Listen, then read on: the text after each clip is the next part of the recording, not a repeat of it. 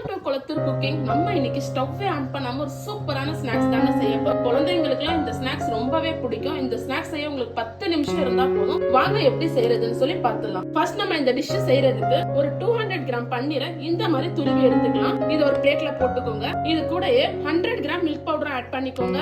Next இது கூட 100 gram சர்க்கரை பவுடர் பண்ணி வச்சிருக்கேன். இதையும் ஆட் பண்ணிக்கலாம். இது எல்லாமே சேர்த்து நல்லா பிசைஞ்சு எடுத்துக்கோங்க.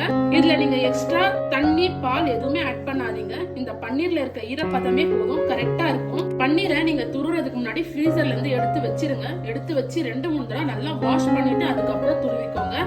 நம்ம பிசைய இந்த மாதிரி திக்கான மாவா வந்துரும். பாருங்க, சப்பாத்தி மாவு பதத்துக்கு வந்துடுச்சு. இத நம்ம உருண்டைகளா புடிச்சு எடுத்துக்கலாம்.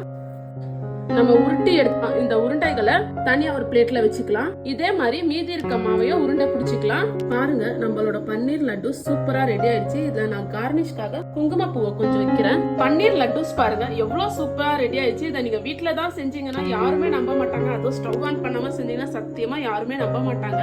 இதை நான் ஒண்ணு உடைச்சு காமிக்கிறேன். பாருங்க பாருங்க எவ்வளவு சாஃப்டா இருக்கு. வாயில வச்சதுமே உள்ள கரைஞ்சி போயிடும். உங்க வீட்டுல இருக்க குட்டீஸ்க்கு இந்த மாதிரி செஞ்சு கொடுங்க. ரொம்பவே விரும்பி சாப்பிடுவாங்க.